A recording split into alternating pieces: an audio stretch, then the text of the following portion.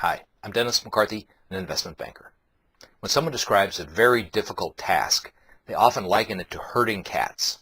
Each cat moves in its own direction, confident in its path and independent, maybe even suspicious of others around it. This is why herding cats in one direction is so difficult. Now, another group that shares many of these characteristics are Wall Street investors. It's Wall Street investors' independent perspectives on the stock market that makes the market. At any moment, some are buyers and some sellers. This is why it's so impressive that the firms known as proxy advisory firms have managed to gain such influence on Wall Street.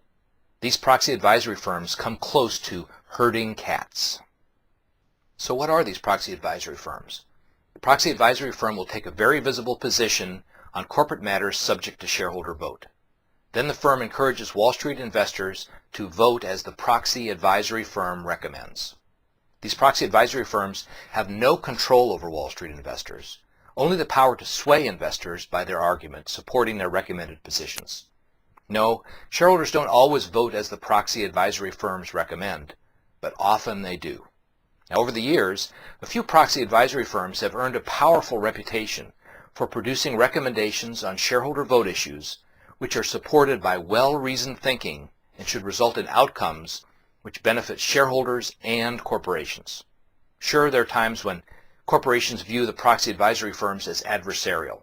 The proxy advisory firms would likely respond that their positions on shareholder vote issues should improve corporate governance practices, which are in the best interest of companies too. Regardless of the motive, proxy advisory firms' power is unmistakable. These firms have changed the dynamics on Wall Street. Under the guidance of proxy advisory firms, shareholders now act in more coordinated fashion on corporate policy issues including management compensation and M&A defense provisions. And the proxy advisory firm's influence is growing. At some point, the balance of power may shift. Already we see isolated incidents. Over time, company after company may recognize this change. Eventually, coordinated shareholder instruction to major corporate actions may come to be seen as the normal order. I know it's hard to imagine now. Time will tell. Again, I'm Dennis McCarthy. Please contact me to discuss this topic or if I can be helpful in capital raising or M&A projects. Thank you.